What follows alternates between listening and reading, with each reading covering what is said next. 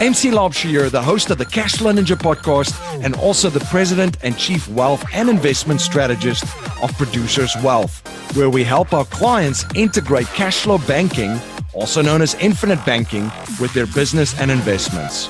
If you're interested in learning more about how we create strategies that integrate cash flow banking and investments to turbocharge them, you can access a video series at yourownbankingsystem.com. That's yourownbankingsystem.com. Welcome to the Cashflow Ninja, the podcast sharing how to create income streams and manage, multiply, and protect your wealth in the new economy. Here is your host inside the dojo, MC Laubscher.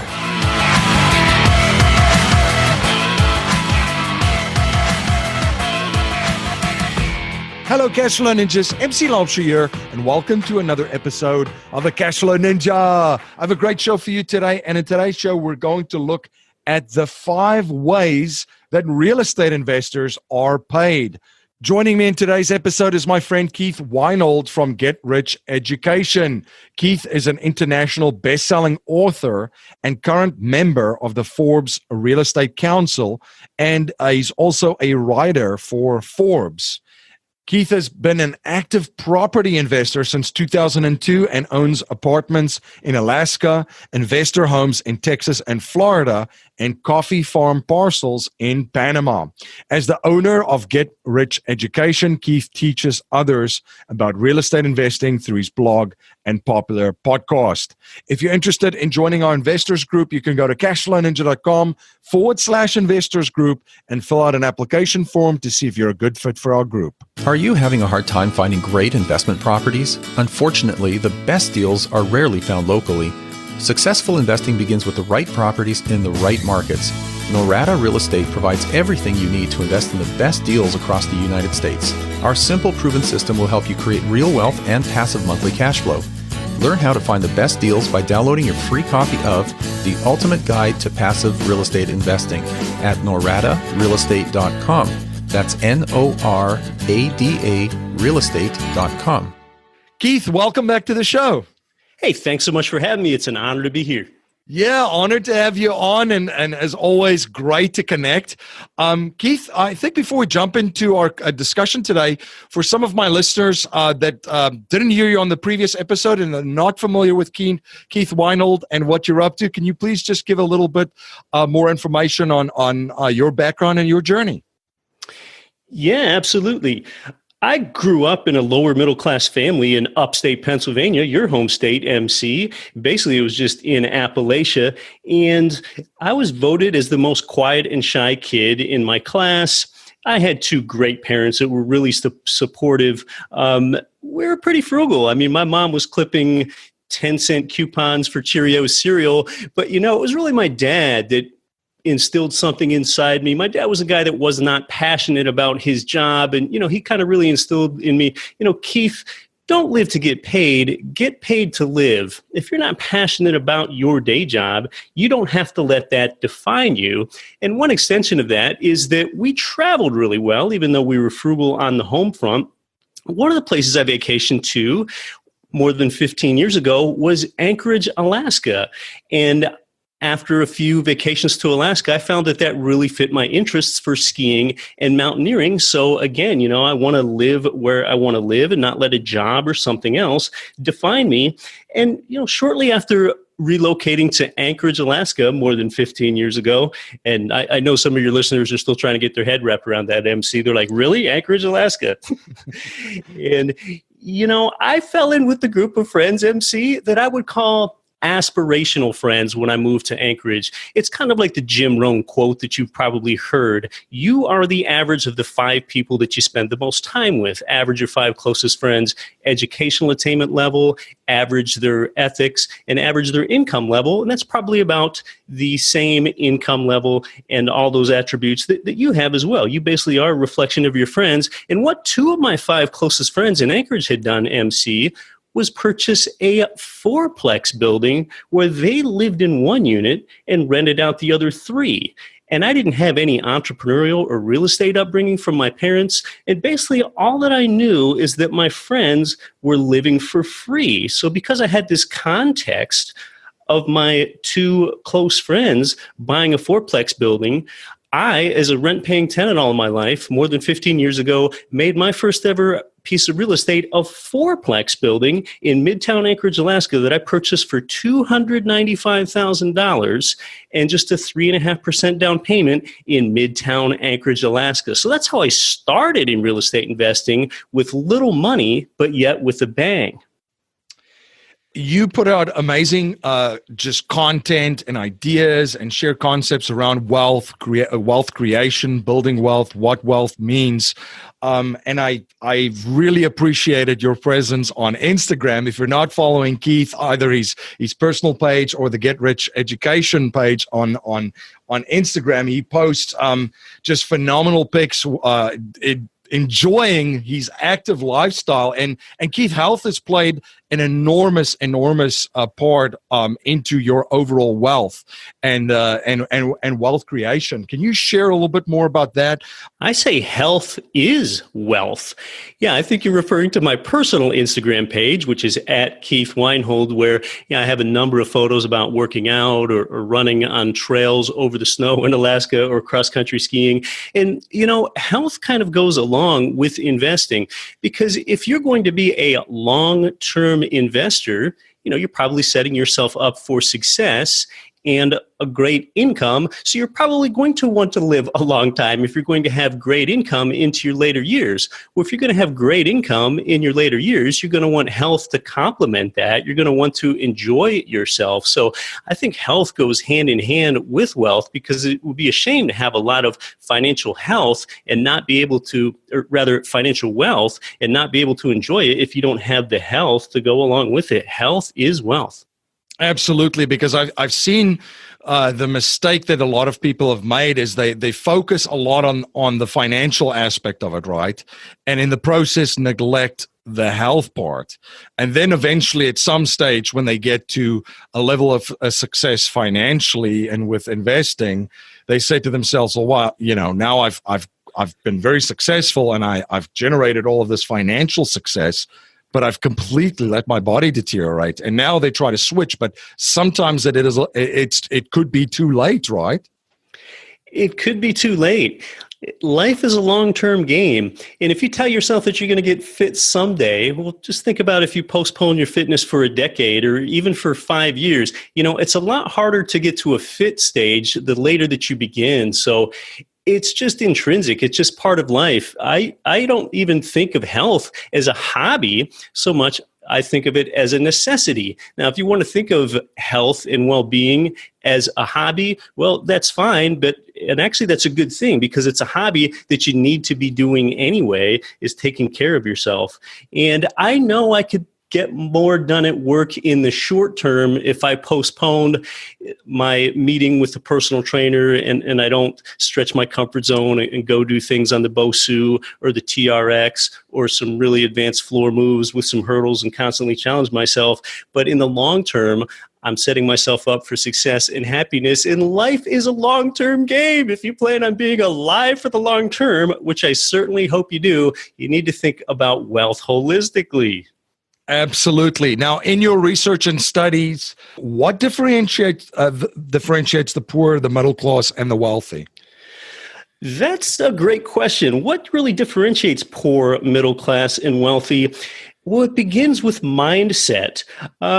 It was Mark Twain that said, whenever you find yourself on the side of the majority, it is time to pause and reflect. I think there's a lot in that. If you think about what I've told you so far, I moved from Pennsylvania to Alaska and I didn't have any sort of job or whatever. I don't follow money. I build the skills to make money follow me. Moving from Pennsylvania to Alaska was strange. Making my first ever property a fourplex, that was strange. I don't want to be ordinary. If I'm too normal or too much into fitting in with mainstream society, I'm concerned. Like Mark Twain, I want to pause and reflect. So in society, socioeconomically are stratified just real loosely into poor, middle class, and wealthy. Well, what do poor people do? They work for money and they don't have any money left over. Well, what do the middle class do? The middle class also work for money like the poor do. But here's the key thing. Middle class people have money left over to invest, and they think, what could be a better and higher use of my investing dollar than getting my own money to work for me? Well, I'm here to tell you, and this might be an epiphany for you, the listener, that right there is a problem. If you're only trying to get your money to work for you, you're never going to get a great rate of return and live the best life that you could and build passive income for financial freedom. Here's the mindset shift. Don't just think about getting your money to work for you. Again, thinking how most people think, how can I ethically get other people's money to work for me? That's what the wealthy do right there. Well, now, how does an everyday person get other people's money to work for them ethically? Well, I've got some great news for you. You can actually do it 3 ways at the same time, and you can do it with a proven wealth generation vehicle with real estate. How do you do that? You use other people's money 3 ways at the same time. Back with the fourplex example again, I used the bank's money for a loan and leverage. I only made a 3.5% down payment and borrowed the rest from the bank. The second of 3 ways I use other people's money at the same time is I use the tenant's money for cash flow, both to pay down that loan, and then what's left over is my passive income. And the third of 3 ways I use other people's money is I'm using the government's money at scale with income properties. And I'm talking about things like a 1031 tax-deferred exchange, which means I never have to legally pay capital gains tax. I bought that first fourplex building in 2002. I've grown to multiple states and countries from there with my real estate. And MC, I have never paid a dime of capital gains tax legally. And you're also using the government's money with something called tax depreciation. The short story on that is that you don't even have to pay tax on all of your rent income. So that's the mindset shift. You don't just want to get your money to work for you. Think, how can I get my money to leverage other people's money? You can do it 3 ways at the same time with real estate, using the bank's money, the tenant's money, and the government's money, and you're doing it at scale 3 ways simultaneously. I love that. And Keith, you've also mentioned and told people that they have to stop looking at property. Can you elaborate on that? Yeah, well, that's a really interesting question, MC, and I'm glad you picked up on the fact that you often hear me out there telling people, hey, whoa, slow down, stop looking at property, because when people listen to me, they get all excited about investing in real estate, so they want to start looking at property, and I have to throw a big red stop sign up in front of them and say, stop looking at property. And here's why. Look, most real estate investors have an awful experience. They're self-managing a property that doesn't even provide positive cash flow. Okay, so step back. The property is only the 4th most important thing in passive buy and hold real estate investing. I know that might be an epiphany for you. Here's how a lot of people buy real estate, and I think you know this, MC. You see this happen. Maybe, say, on your commute to work, you drive past this pretty yellow duplex that has nice landscaping and good shutters, and it looks like it's been well maintained. And one day you see a for sale sign on that, and you figure, well, that's a pretty building, and I've heard real estate makes people wealthy, and I ought to diversify outside of stocks, so I think I'll just buy this property and manage it myself. Well, you're not being very strategic. You kind of ran across that property more coincidentally than anything else. The number one thing, the most important thing when you're getting into real estate investing is you. What do you want real estate to do for you? Are you looking for appreciation primarily, or tax incentives? Or are you looking for passive cash flow, which is where your property's monthly income exceeds the monthly expenses? I think that's the main thing that people look for. But what do you want real estate to do for you? The second most important thing in real estate is the market. And oftentimes, the best cash flowing market is not where you live. A lot of those properties are in the Midwest and South. You can easily buy those remotely these days with something called turnkey real estate investing. But you got to think about the market. because most times you're going to need a tenant in your property that can pay the rent. So you're going to want to be in an economy that has diverse economic sectors, so you have a reasonable expectation that you're going to have a rent-paying tenant in that property for the long term. The third most important thing is the team of professionals that you choose to surround yourself with, especially that property manager. That's probably the long-term most important part of your team. That's the glue that makes this investment stick together, and that's what makes your income passive. You got to think about why you're investing in real estate. You think about ROI, but what's your return on life? What if you're the one having to follow up with a tenant about a late rent payment, or responding to a text and having to replace some loose bathroom cove base that comes up in a tenant unit? What kind of life are you designing for yourself?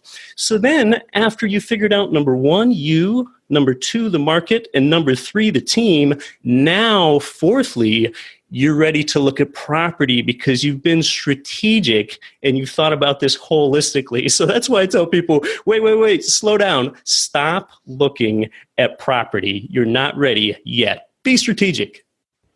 I love that. And that ties into living a life by design, right? And building around a life around your lifestyle and your investments and your business around it, not by default, which touches on the Mark Twain quote earlier, and not just following the herd and doing what everyone else is doing at the same time.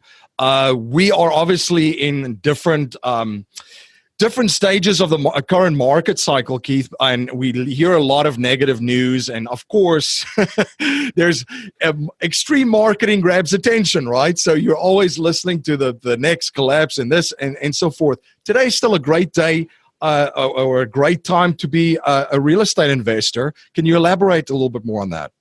Yeah, that's a great question. Some ask, well, what about today? Is today still a great time to be a real estate investor? Because I've seen real estate prices run up and now mortgage interest rates are also running up. Well, first of all, I would agree that in general, 5 years ago was a better time to buy a piece of cash flowing real estate than it is today. But I'm still buying real estate myself today because basically I don't know where else I could get a better passive return than I do with real estate. In fact, MC, I just had a mobile notary in my office right here last week come to help me with a closing that I'm doing for more properties. And by the way, I'll just tell you, I paid a 6% mortgage interest rate on that property. It's non-owner occupied property. It's income property. You usually pay an interest rate about 1% higher on that than you do for your primary residence.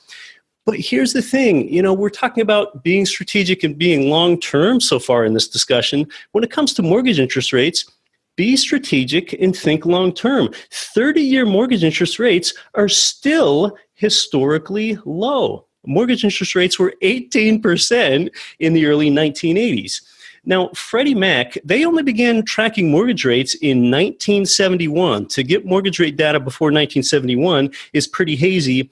And you know what the average 30-year mortgage interest rate was on primary residences from 1971 until today? Almost 50 years of history, the average rate is 7.7%.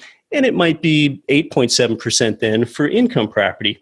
So, really here's the question. If you think that mortgage interest rates are going to go up to 8% in 2 years from where they are now, you're probably going to be glad that you locked up property now. See, it's when mortgage interest rates go down, that's when you would probably want to have a sense of complacency. Because when mortgage interest rates go down, you feel like if you postpone a purchase, rates will soon be lower. But when mortgage interest rates are going up now, that's when many savvy investors have an urgency to buy, and why I am still a buyer. They're going up, yet they're still historically low. It doesn't feel like that because we came off such ridiculously massive lows when rates bottomed out in 2012. And in a lot of markets, prices still have not reached their pre-recession inflation-adjusted high. And additionally, if there is a recession or an economic bump, I'm buying in the Midwest and South, stable markets that didn't feel a lot of pain even during the last recession, which was our worst recession in 70 years since the Great Depression. I avoid buying on the coasts where the prices are more volatile. So I buy a property principally for the production of cash flow. And then if there happens to be appreciation, well, that's nice. I have run into the problem where 10 years ago, I bought a fourplex building for $530,000. A couple years later, the price fell to $480,000. That's the first time I ever experienced a downturn. It didn't feel good. But here's the thing, MC, I bought that property for the right reasons. My cash flow actually went up because in a recession, people lost their homes and they had to come rent from me. So on a monthly basis, my cash flow is greater than it ever was, and the property was only temporarily suppressed in value. So, if you're a real estate investor, you actually have to ask, do I want there to be a recession? Because oftentimes it can make your cash flow increase, even though your property is temporarily suppressed in value. And there are a number of other reasons out there why we could be entering a 10-year period where it's really a great time to be a real estate investor. More millennials are entering prime renter age. There are 73 million of them. They're the largest generation, greater than the baby boomers. Track what they do. Millennials have college costs that are rising even faster than inflation. Well, what does that have to do with real estate investing? That means millennials are saddled with student loan debt, so they cannot form a housing down payment, and a greater proportion of them need to rent. Well, that is good for people like us that want to rent properties to investors. And, there's another demographic thing going on here, MC, and like so many people overlook this. The overall population of the United States increases at about 2 million people per year. And a lot of people take that for granted. Well, they're just used to population increases. Well, that just simply drives the economics 101 of supply versus demand. It's very easy to take that for granted, but there are countries like Japan and Greece and Spain that are suffering year-over-year population losses, and that creates excess housing capacity there. We sort of have the opposite condition here. So some of these demographic trends, that's resulted in the U.S. now having one of the lowest home ownership rates since 1965, and fewer people buying. That puts more people in the renter pool. That drives rental demand. So, I've kind of talked about both a demographic and a geographic component about why this is still a good time to be a real estate investor and why I'm still buying. And I think the third one, MC, is what I would call a psychographic component. See, what happened years ago is millennials saw their parents lose their home in the mortgage meltdown of 2008 and 2009. Well, because that happened in that millennials' formative years, some millennials, they just have this negative association with home ownership. They don't want to own an increasing proportion of them, although many still do. But because there are a greater proportion that just don't even desire to own, that drives rental demand. So it's really a demographic, a geographic, and a psychographic component that make me an active real estate investor still today. You're listening to Keith Weinhold on the Cashflow Ninja podcast. We'll be right back afterward from our sponsors. Life settlement investments have allowed financial and banking institutions to not only buy their equity contractually, but also diversify their capital from any economic, market, and geopolitical risk. It's been part of the billion-dollar blueprint followed by institutional investors. And if you're an accredited investor, you can also now participate in this vehicle with enormous growth potential. You can watch an informational webinar presented by one of the premier organizations providing life settlement investments, Penumbra Solutions, at cashflowninja.com/life settlements. You're listening to Keith Weinhold on the Cashflow Ninja podcast, and I'm back to our interview. Yeah, that psychographic component that you just spoke about, it is so true because the millennial clients that I have and some of the listeners that are out there, they are the most awake and very open to alternative ways, alternative investments, because as you just mentioned, Keith, they saw firsthand the parents losing the primary house and also losing the majority of their savings in qualified retirement plans in the stock market. Yeah, that's right. And that's great feedback. You're seeing that firsthand. Yeah, absolutely. Now, you've mentioned why it's a great time to be a real estate investor. I love you always sharing the 5 ways that real estate investors get paid. Can you share that with the Cashflow Ninja listeners? Yeah, well, earlier we talked about how if you shift your mindset and your actions away from getting your money to work for you into getting other people's money to work for you, that's a wealth creator. But let's actually put some numbers behind that. Okay, let's back that up. And MC, what's really interesting about numbers? Even people that get bored with some numbers flying around get real interested when you put a little dollar sign next to the number. Absolutely. And they get even more interested when that dollar sign isn't just someone else's money. That's actually your money we're talking about here. So let's talk about your money in the 5 ways that a real estate investor gets paid. Real estate is a 5-faceted asset class. And a lot of people that come from the consumer credit world are not used to that. Most stock investors, well, when you're a stock investor, you have the burden of having to get the timing right. You generally need to sell your stock for more than you bought it for in order to have a gain. You might have a dividend-paying stock, but the average dividend-paying stock in the S&P 500 only pays 2%. So stock investors are used to getting paid only one way at a time, maybe 2. So let's look at the 5 ways you're paid in real estate with a simple example. That's the best way to do it. And what we're going to do is we're going to add up your 5 different return sources to see how much you're paid at the end of year 1. And I think there's going to be such an eye-popping number here that if you come from the consumer credit world, that you must be taking on some inordinate amount of risk in order to achieve a return like this. But you're not. This is just plain vanilla buy and hold real estate investing. And most people know real estate's made more ordinary people wealthy than anything else, but they don't know how. So for the first time,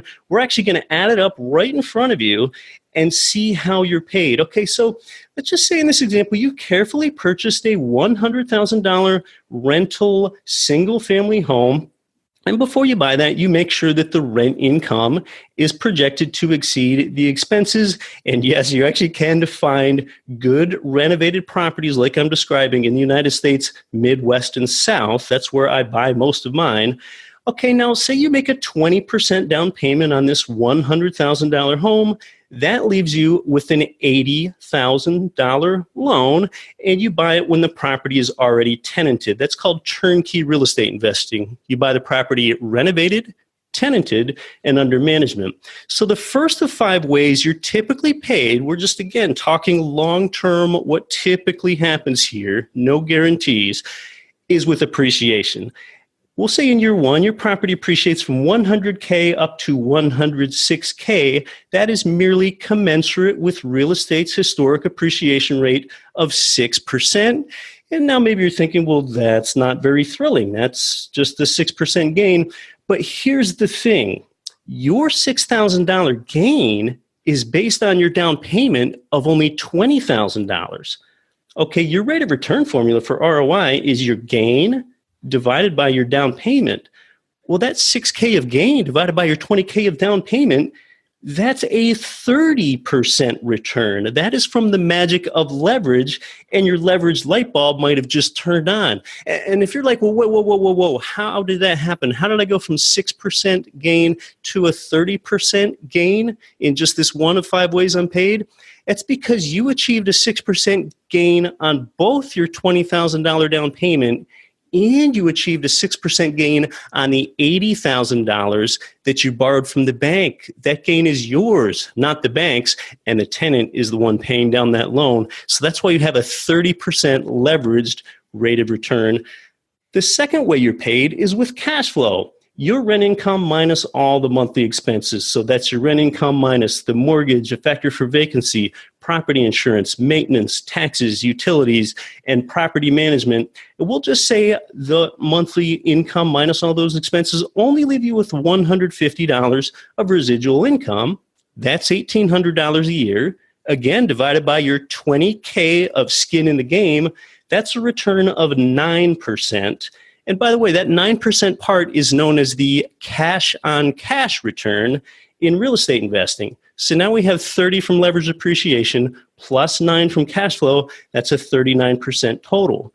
The third of 5 ways you're paid is with principal loan paydown. Now, unlike your own home where you don't have this benefit because you pay down the principal with money that you work for in your own home, in this case, your tenant pays the monthly principal portion of your $80,000 loan on this income property. So at a 6% interest rate on a 30-year mortgage, you're just going to have to believe me off the amortization table. That's $898 annually that the tenant pays down for you. Divide that by your 20K of skin in the game. That's another return for you of 4%. The fourth way you're paid is with a tax benefit, and this gets kind of hazy and complex, so we're not going to dig down into it, but we're talking about benefits like depreciation that I mentioned before, that you can actually use as a tax write-off against part of your rent income. You have the tax-deferred exchange where you never have to legally pay capital gains tax.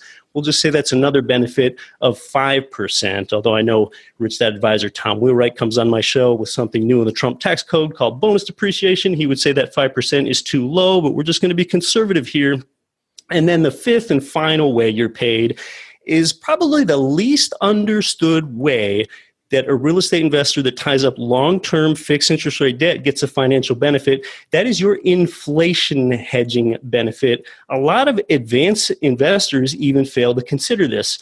Okay, just like you wouldn't keep $1 million in the bank, MC, because you're a savvy investor, you know that if you kept $1 million in the bank for 30 years, even at 3% inflation, it would just get eroded over time. But look, in the opposite way, when you borrowed $80,000 on this property, over time, wages are going to be higher due to inflation. Salaries are going to be higher. Consumer prices are going to be higher. They're just going to be more dollars floating in an economy. Well, your bank, years down the road, they don't ask to be repaid in inflation-adjusted real dollars.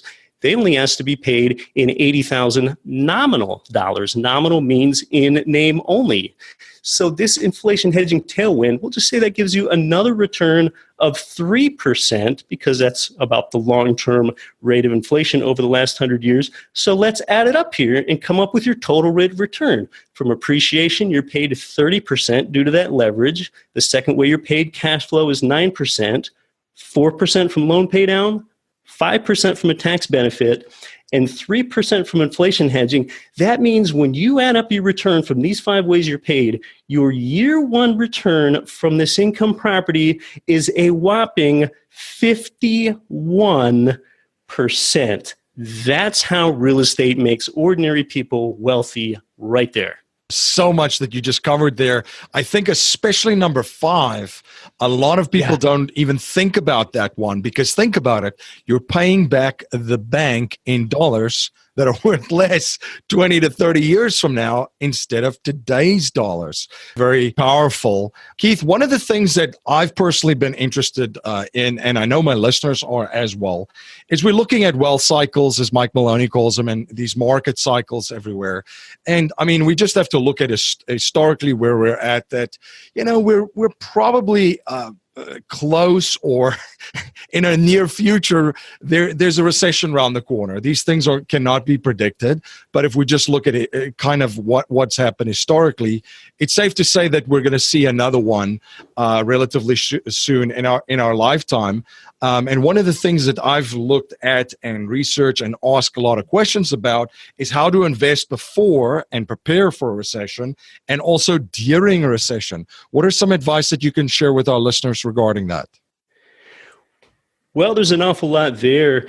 And, you know, think about cash flow. I think that's really important. And, you know, if you want to hunker down for a recession, whatever that means to you, and again, when you're a cash flowing real estate investor and you buy in these more stable metros, like what I'm talking about buying in the Midwest and South, and I'll tell you exactly some of the metros I'm talking about. I'm talking about places like Huntsville, Alabama, Birmingham, Alabama, Memphis, Tennessee, Indianapolis, Indiana, you know, what I call these stable markets that don't have these fantastic highs and lows.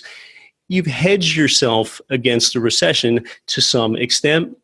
Another thing that's really important in bracing yourself for any potential recession is economic diversification. Don't only be invested in one real estate market. I know there are detractors of diversification and there are other people that champion it, but from this perspective, it really makes sense.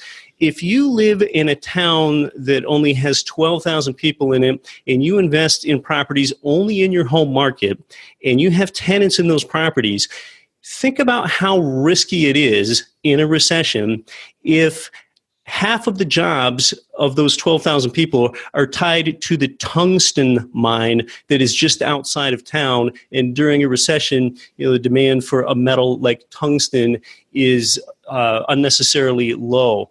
Well, you're not very well diversified. So much of your income is dependent upon the status of the tungsten market and the tungsten mine at the edge of your town. So that's why we want to invest in some of the markets like I just mentioned, metropolitan statistical areas that have enough size so that there are economies of scale across all kinds of different market sectors. That could be retail, that could be mining, that could be manufacturing, and that could be medical. So being in a broad economy is so important because when you buy a property, you're not just buying it for the tenant that's in there today.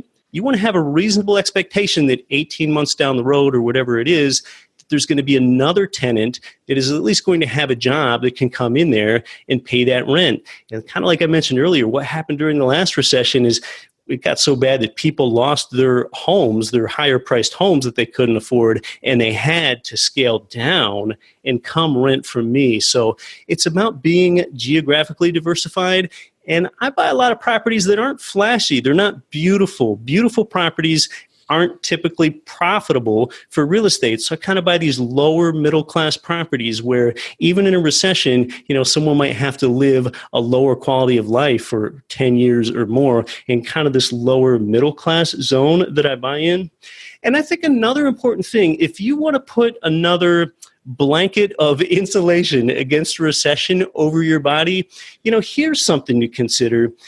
Even during the last recession, look at some of the job sectors that we had losses in. We had losses in a lot of different job sectors, but medical is one sector that shines. Even in a recession, oftentimes places are adding medical employment. They're adding more employment even in a recession. In fact, even futurists like Peter Diamandis and Stephen Kotler, they talk about how there is going to be outsized demand for medical in the future. And it's really one of the last places that robotics and artificial intelligence could possibly replace. So buy a property close to a medical district or where there is a good concentration of medical jobs. That's just another blanket of insulation to use against yourself in a recession. And you know what's convenient? Within a metro area, oftentimes medical campuses are concentrated in one or two parts of the city. So because they're more concentrated, you can pick up on this. And medical campuses are just not as geographically dispersed across a metro like a sector like retail or a lot of service industries are. So there are just a few formulas. It's about geographically diversifying. It's about buying kind of that lower to middle class use type. And finally, if you want an extra blanket of insulation, look to buy property near a medical district. And the reason why a lot of this is important, MC, is if you as an investor think we're going to have a bad recession soon and you switch a lot of your money to cash, well, now you just have the money in cash, and it's just being eroded away by inflation until we get to the recession, if you think there's going to be one soon.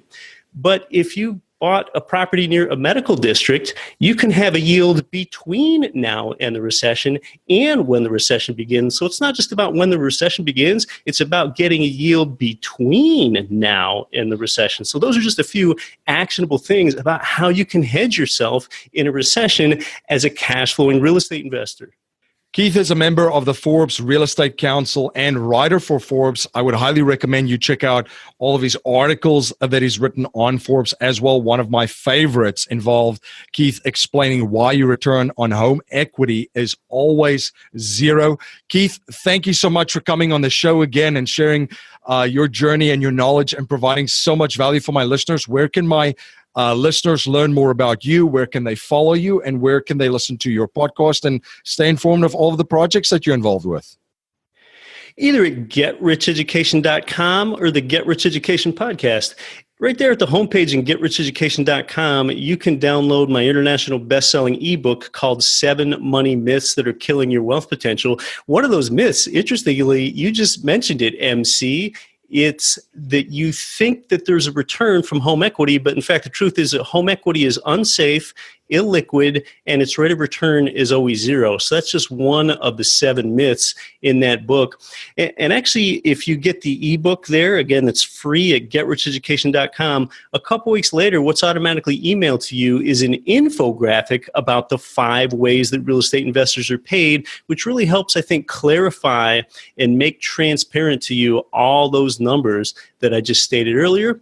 Or you can listen to the Get Rich Education podcast, where we talk about how to optimize the 5 ways that your real estate pays you. And we often have prominent guests on there like Robert Kiyosaki, Stephen Kotler, Ken McElroy. That's every week for more than 4 years. We've been producing that show. I really put a lot of thought and energy behind that. That is the Get Rich Education podcast.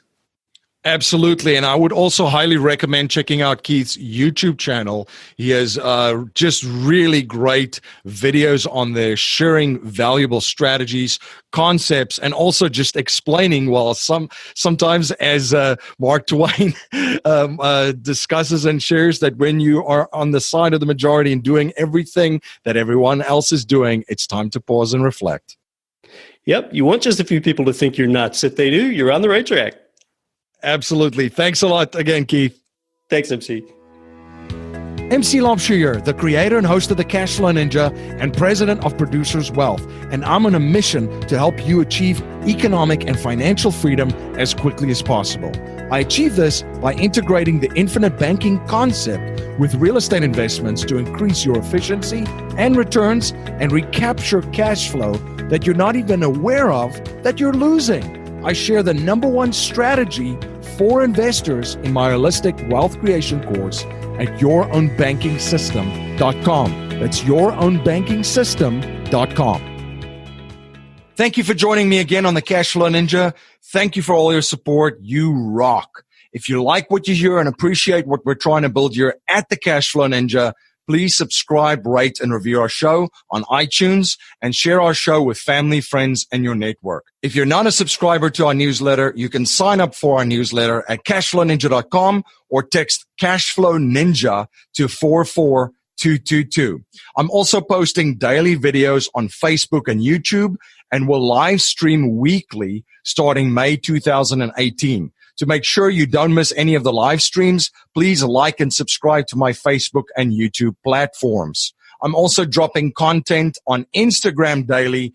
Be sure to follow us on Instagram to get in on the action. I want to thank you for spending your most precious resource with me today, your time. That's our show for today. Until next time, live a life of passion and purpose on your terms.